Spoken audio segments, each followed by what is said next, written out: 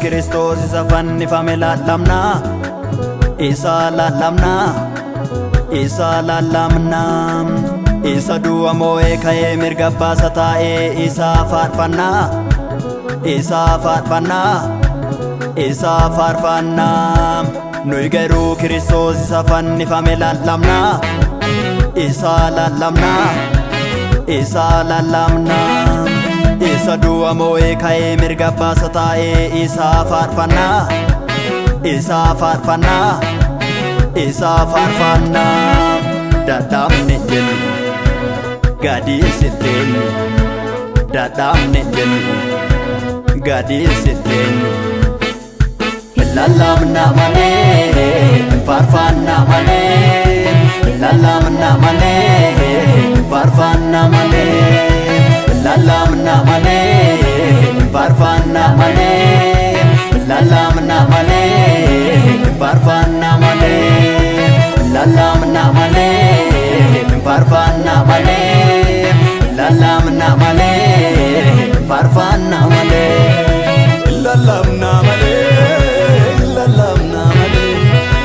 Illallamna malee, illallamna malee, faarfanna malee, faarfanna malee, faarfanna malee, faarfanna malee.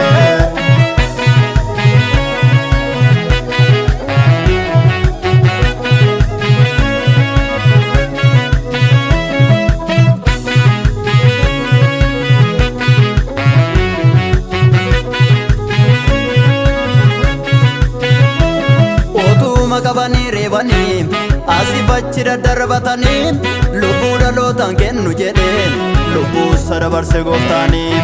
Eenyuree kan isa fakkaatu dorgommee isaatti kan dhiyaatu gooticha goototarra caalu kumaatamni isa madaalu. Otuuma qabanii reebanii asii fachi daddarbatanii lubbuu dhalootaan kennu jedheen lubbuu isa dabarse gooftaanii. Eenyuree kan isa fakkaatu dorgommee isaatti kan dhiyaatu gooticha goototarra caalu kumaatamni isa madaalu.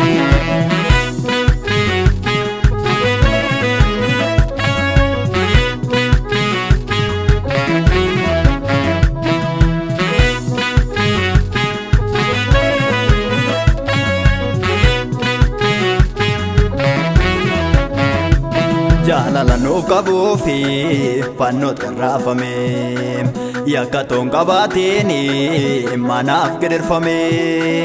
Jaalala nuuf qabuu fi fannootti raafame, yakka toon qabaatiin du'atti murteeffame. Jaalala nuuf qabuu fi fannootti raafame, yakka toon qabaatiin anaaf gidirfame.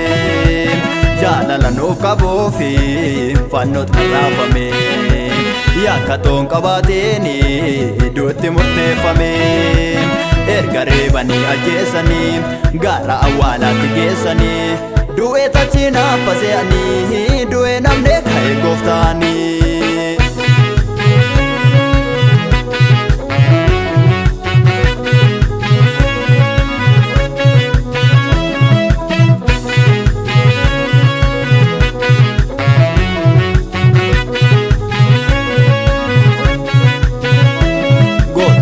Jaalu Yesuus maqaansa du'a moo'ee ka'ee jabaadha kophaasa. Eessattuun argamu fakkaattiin akkaasa. Du'a moo'ee ka'ee menneen jira mirga baasa. Eessattuun argamu fakkaattiin akkaasa. Du'a moo'ee ka'ee menneen jira mirga baasa. Du'a moo'ee ka'ee menneen du'a moo'ee ka'ee, du'a moo'ee ka'ee menneen mirga baasa taa'ee.